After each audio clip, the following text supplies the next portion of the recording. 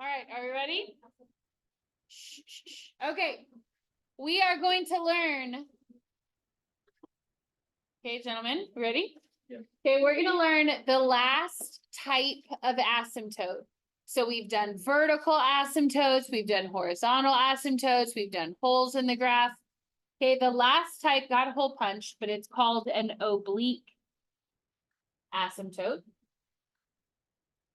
Okay, and what this is also sometimes more conveniently called is a slant asymptote.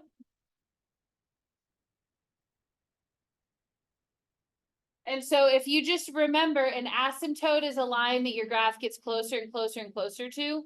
Okay, so a slant or oblique asymptote is basically still going to be kind of an asymptote, but instead of being horizontal, it's going to be a slant.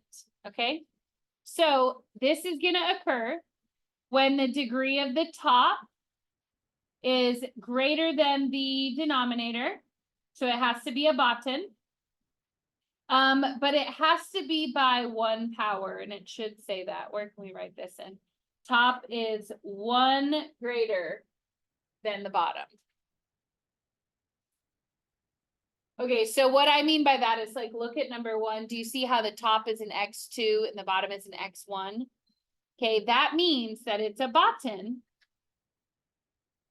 which means no horizontal asymptote, but you will have an oblique asymptote. Okay, now, unfortunately, these are not so fun to find because the way that you find them is you have to divide the numerator by the denominator. Okay, there are 2 ways that we've learned how to divide: long division and synthetic division. I'm going to do long division every time because a lot of y'all don't remember the steps for synthetic. So it would be x squared. So this is to find slant asymptote. You're going to do x squared plus 5x plus 4 divide by x minus 2. Okay, now, if you remember how to do the shortcut, I don't care, you can do that.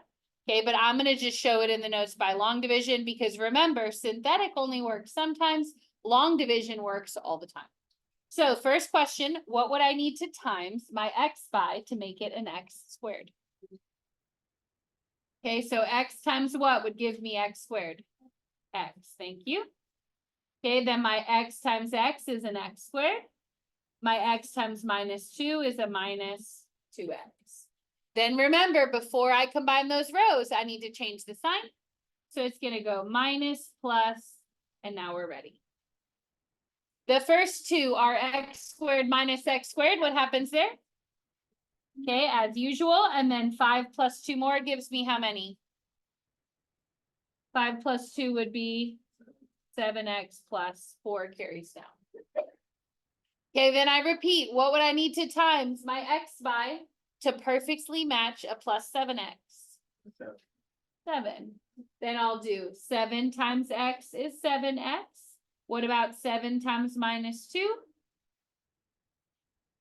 But then I'm going to change my minus 14 to a plus 14. And what is 14 added to 4? 18. 18 is called your remainder. Okay, now here's the good news though. The remainder you actually don't care about. The slant asymptote is what you got up here. So do you see how we got x plus 7? So what that means is that your slant asymptote is going to be y equals x plus 7. And then we're going to grid that onto your graph over here, okay? So you should know what y equals mx plus b is. This is your m, this is your b. Remember that I'm going to begin with the 7. So go up here to 7.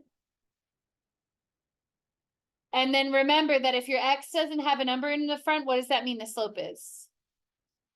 1, which means it's a perfect diagonal. Remember, if your x doesn't have a number in front, it's a perfect uphill diagonal. So I'm going to draw them in here like this. Okay, but if you want to, you can put here, this was a 1 over 1x plus 7. Okay, once you have gridded that in, I want you to draw in the ends of your graph are going to approach this slanted line. Okay, this is your slant asymptote. Okay, now let me remind you though that a slant asymptote only happens when the top is 1 power bigger than the bottom. So it can only happen when it's a botan, specifically a botan by one bigger. Okay, now everything else is review. So let's come down here to the bottom and let's factor. My original equation, I'm just gonna rewrite it, was x squared plus 5x plus 4 over x minus 2. Remember, every other feature you have to factor to be able to find them. So taking a look at the top, will I do GCF, perfect squares, AC chart, or grouping? AC chart is correct. This is A, B, C. I need numbers that will multiply to A times C. A is a 1, C is a 4, 1 times 4 is 4. And I need them to be a plus 5 in the middle. What numbers will multiply to 4 and add to 5? 1 and 4. Is my A a 1? I'm done? Yes. So it'll be x plus 1, x plus 4 over x minus 2.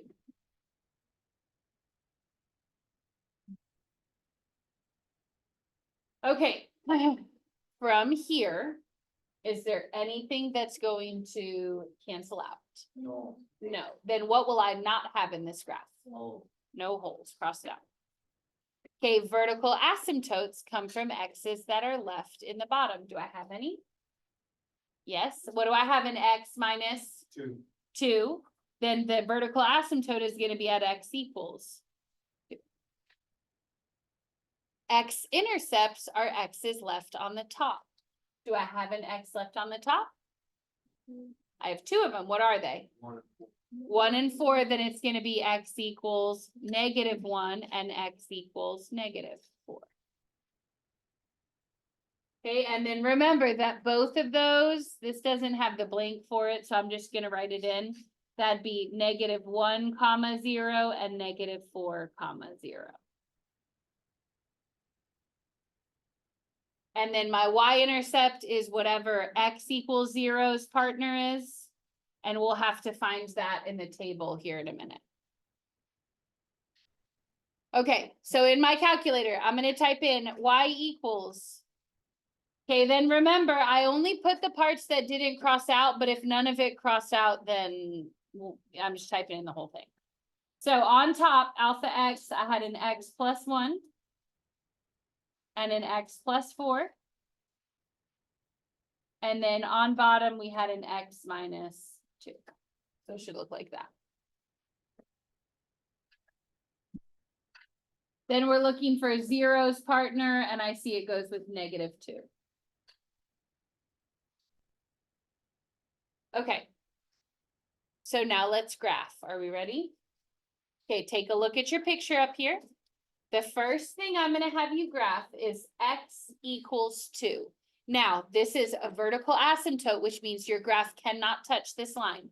So go to 2 right here. Okay, your graph can never touch x equals 2. Let me zoom out here so y'all can see it better. Okay, so I'm going to put a little check mark. I graphed my slant asymptote. Check. I graphed my vertical asymptote. Check. Okay, the next thing I need to graph are my x-intercepts, and they happen at which 2 numbers? Do you remember? -1 and -4. So put your x-intercepts at -1 and -4. Okay, then I'm going to put a little check. Okay, then the last thing I need to graph is my y-intercept, which is 0, -2 is here. Okay, then when you're ready, hit graph on your calculator, and your graph should be split into 2 pieces. Okay, so I see one piece is down here. See how it crosses at the values that I drew in? So it crosses at -4, like that.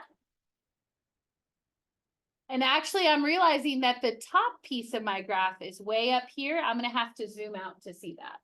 So I'm gonna hit zoom here, go down to out, which is option number 3. And then I'll be able to see, I have another little chunk of graph that's kind of up here at the top. Okay, and you'll be able to see it once you zoom out. There it is right there. Okay, but just like before, when my graph was cut into 2 pieces, it still is, but instead of it approaching flat on the ends, now it's like, whoop, slanted. Okay, all right, go ahead and turn the page.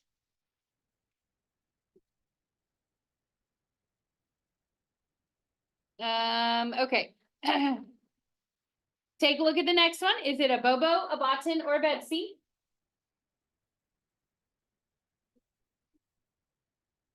It is a Botan, and how many is it a Botan by? 1, so I'm gonna put Botan. Because the top is an X3 and the bottom is an X2. So this is a Botan, which means there's no horizontal asymptote, but because the top is 1 bigger, I will have a slant asymptote.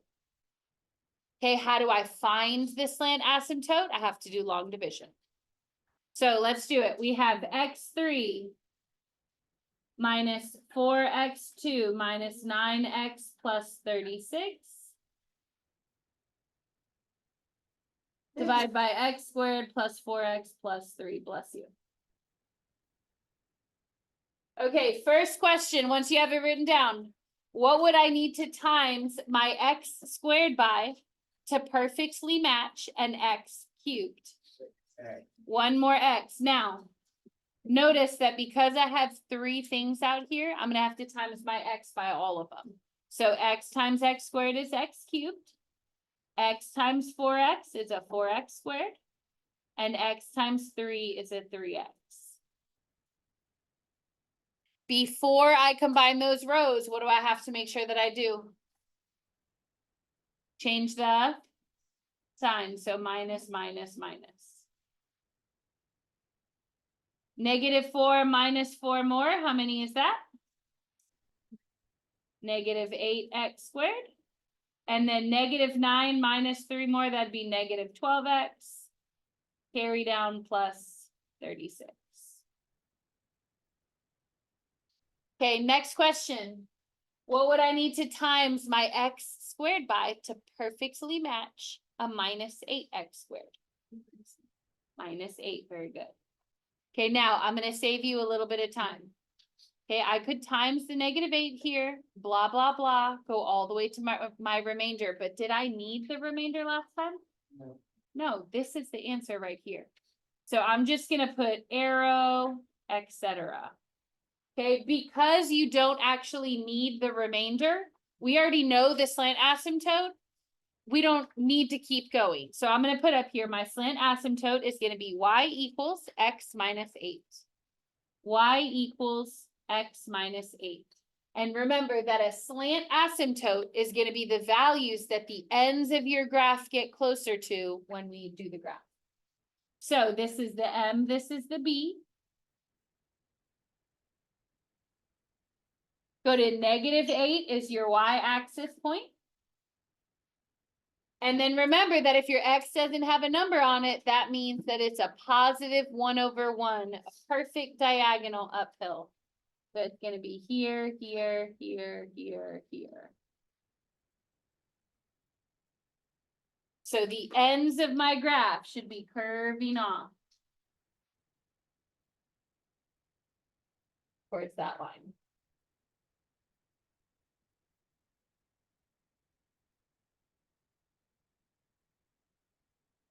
Okay, every other feature you have to be able to factor to find. So we're looking at our equation, which part of that is going to be AC chart, top or bottom? Let's do the bottom first, because AC chart's a little bit easier. So I'm gonna put ABC. I'm looking for numbers that will multiply to 1 times 3 is 3. And I'm looking for a basement number of 4. What will multiply to 3 and add to 4? 1 and 3, very good. And then those also add to 4, so those are my guides. Now question, is my A a 1, I'm done? Yes. So I know that my bottom factors here are gonna be x plus 1 and x plus 3. X plus 1 and x plus 3. Now, will you take a look at the top of that fraction and tell me if AC chart will work? Too many pieces. We're gonna have to do grouping. Very good. So I'm gonna write it over here to the side. This is the top. It was an x3 minus 4x squared minus 9x plus 36. And we're gonna do group and group.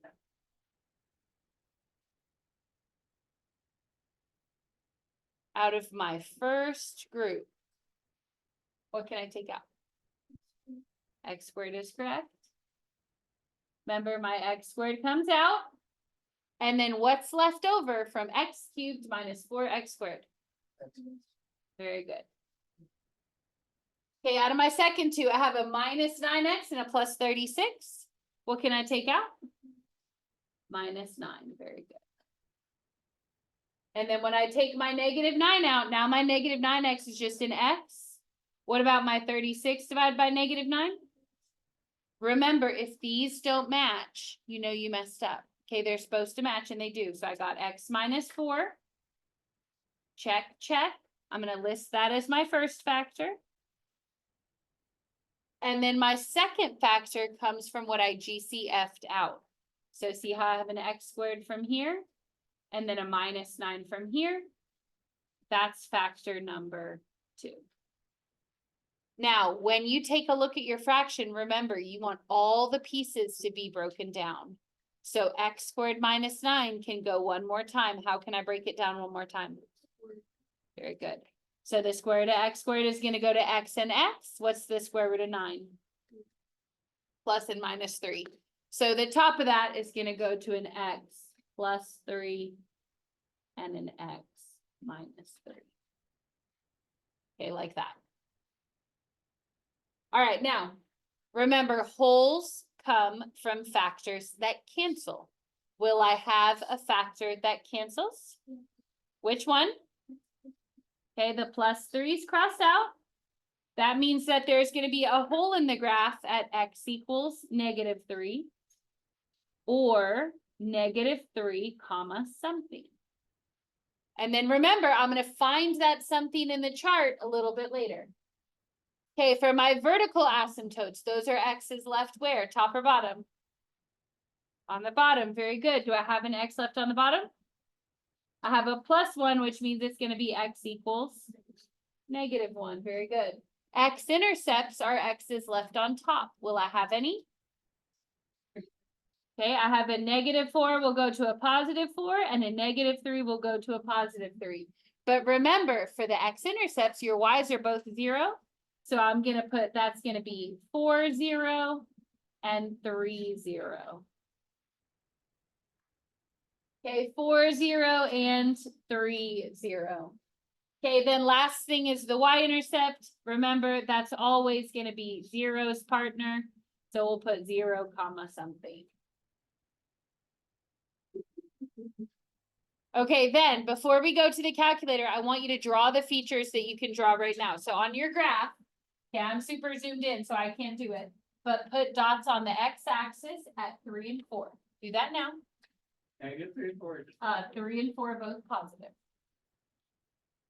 Okay, then I want you to go to negative 1 and draw in a vertical asymptote. Okay, a vertical asymptote. One on the x. On the x equals negative 1. Correct. So you should have done this. Okay, let me go to my graph here. Negative 1 would be here. Can't touch it.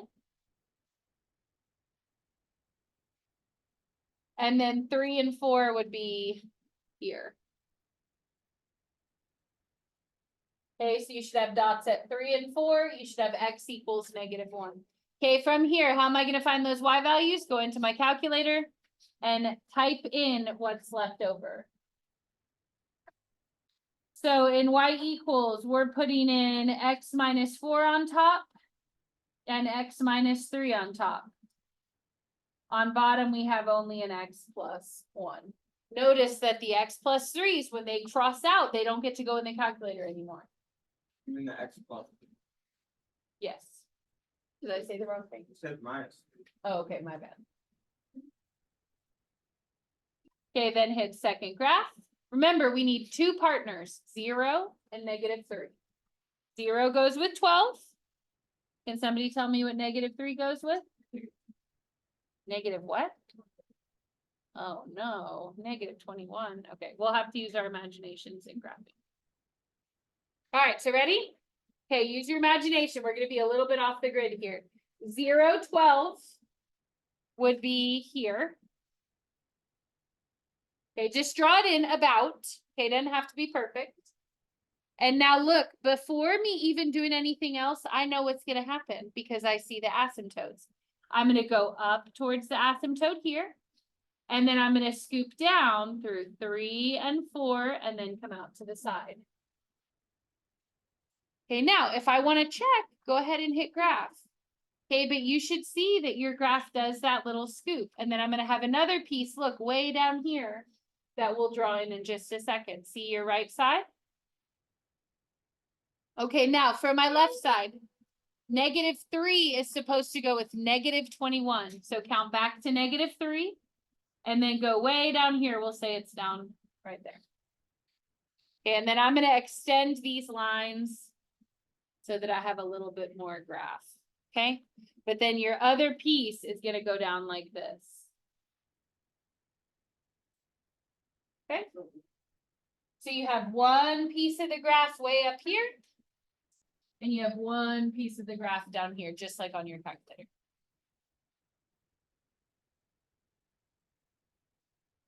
Okay, do you feel like you could do that? So the only new thing that we added to this is that sometimes if you don't have a slant asymptote, or sorry, a horizontal asymptote, you might have a slant. Other than that, all this other stuff is the same. Questions? Okay. Do we think we need to do the last one? All right, go to the last page then. Let's skip the next one. Okay, your homework today does have questions where you're looking at the picture and then you're writing the equation for the graph. So, taking a look at number 4, can you identify any x's where there is a hole? Okay, x equals 6 is correct. So put over here to the side, x equals 6. And if there's a hole at x equals 6, then I know that that factor needs to go top, bottom, or both. Both, because remember, holes cross out. So I'm going to put in x minus 6 here and here. Okay, vertical asymptotes. Can you look at your graph? Tell me if you see any vertical lines that your graph can't touch. -2 and 3. Okay, do you see them right here? This is my -2. This is my 3. Oh. So Wait, where's your -2? see right here how you have that dotted line? That's your asymptote, and then you have another one over here at 3. Okay, now I know that it says on your notes, but these go in the bottom only. So it'd be an x with a +2 and an x with a -3. So where did we get the -3 from? So remember that if it happens at 3, your factor says x minus 3. Remember how they're always opposite? And then if it's in x equals -2, we put in x plus 2. Okay, next thing, look at your x-axis. Any x-intercepts? Okay, very good. I see one at -3. I see one at 1, and I see another at 2. So it's x equals -3, 1, and 2. Okay, remember, these go in the top only. So I'm going to put in x plus 3 an x minus 1, and an x minus 2. Okay, remember that the signs for your parentheses should be the reverse of where the feature happens. Okay, then last thing, do you see the slant asymptote in your graph? Okay, right here. Let's write the equation for that. What would it be? Y equals x plus 1. Very good. Now, can you tell us where you got the 1 from, Chris? Oh, was it, who said that? You? Oh, sorry. Okay, where do we find Adrian? Yeah, you're just looking for where it crosses. Remember, it's just a y equals mx plus b. And it's where your graph is getting closer and closer to those as you fan out towards the edges. Okay, now remember, in order for you to have a slant asymptote, the top has to be 1 bigger than the bottom. How many x's are on top? How many on bottom? 3. Is the top 1 bigger? Then it has a slant. Make sense? Okay, last one. Take a look at number 5. Sorry, I think I pulled this graph off Google. That's why it's ugly. Yeah. Okay, do you see any holes in the graph? I can't, yes, but I can't tell what for. Well, let's count. It's 1, 2, 3, 4. Why? I know. It's Okay, like- so x equals 4.